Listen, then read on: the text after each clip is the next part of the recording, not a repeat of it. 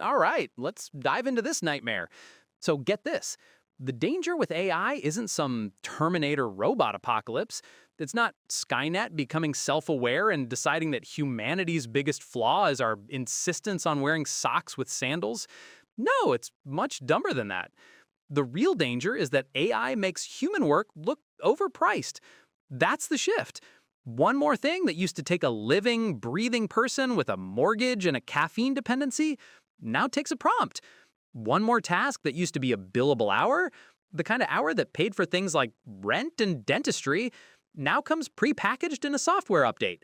One more skill someone spent 20 years perfecting is suddenly being treated like a feature on a drop down menu. The danger doesn't come when the robots kick the door in.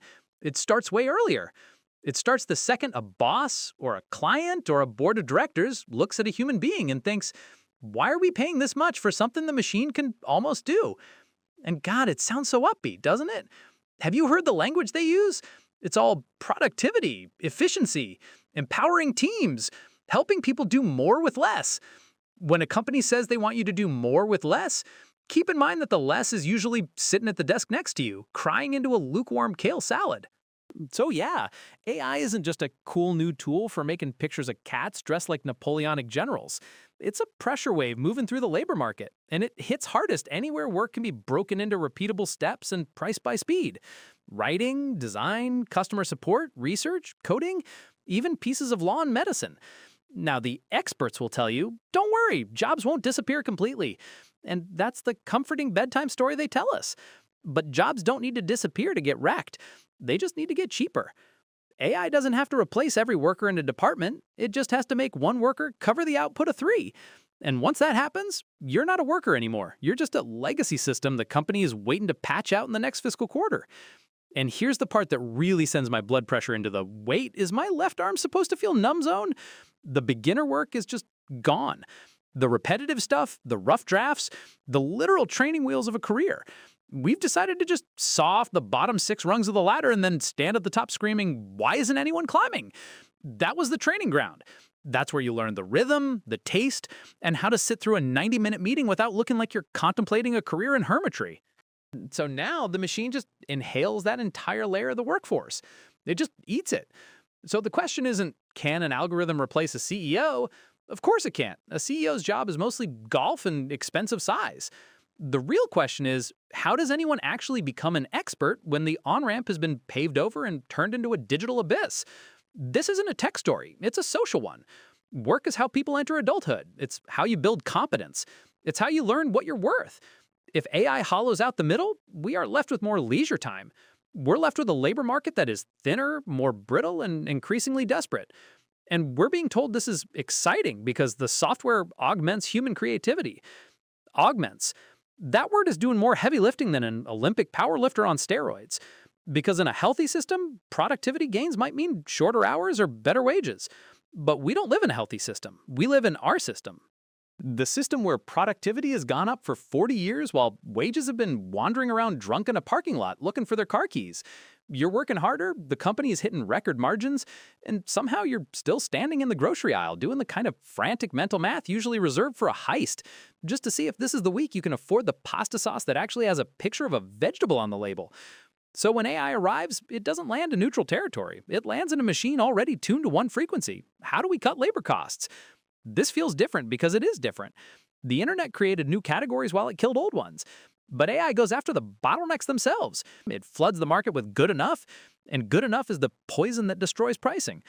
Suddenly, management starts having these fever dreams, these fantasies about getting the exact same output with none of those pesky human costs. And the second that fantasy takes hold, the world changes before the software even finishes its first update. The hiring freezes kick in, you start hearing the pitch. Hey, look, can't you just run it through the chatbot, give us the first draft, and I don't know, charge us half? Like they're doing you a favor by asking you to outsource your own career to a calculator. That's when the repricing begins. Top talent might be fine. The people who own the chips and the server farms in Delaware, they're doing great. They're standing where the upside collects.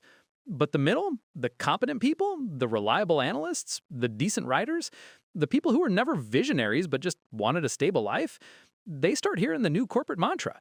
Why would we pay for your years of experience when the tool gets us 80% of the way there for the price of a Netflix subscription? Suddenly, everyone's realigning. One firm cuts staff, the next one panics and does the same. And the last one stands over the survivors with a new AI tool and calls it the future of work. It's not a big, flashy collapse. It's a quiet death by 1,000 policy memos. It's a job description that reads like a hostage note: 5 roles, 1 salary. And the younger generation is standing there realizing the ladder they were told to climb is now just a few floating platforms held up by nothing but hope and the vague promise of an unpaid internship. And fear? Fear changes labor faster than any software update ever could. People get quieter, they start taking the bad deals, they undercharge, they overwork, they shrink. We've been convinced that the only way to stay relevant is to sprint as fast as we can to be the first person to show the executioner how to automate the trapdoor.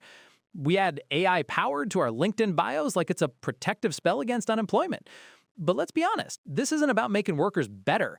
It's about making labor easier to squeeze. If one worker with AI can do the job of 3, the company doesn't pay that worker triple.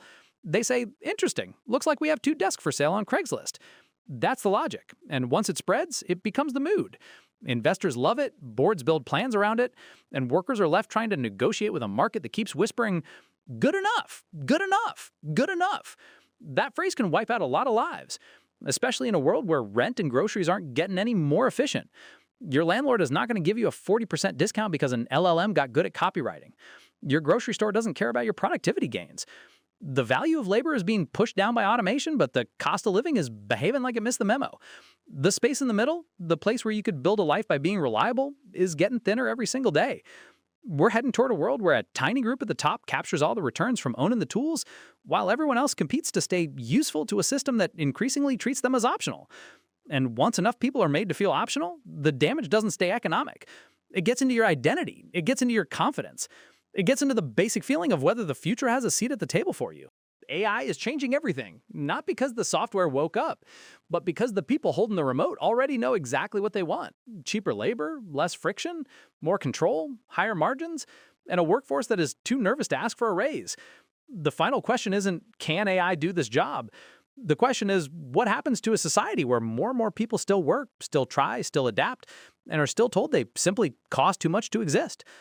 Good night. I'm going to go see if I can prompt my way into a sense of job security. Oh, and one more thing. Check out this video where we expose the credit score trap.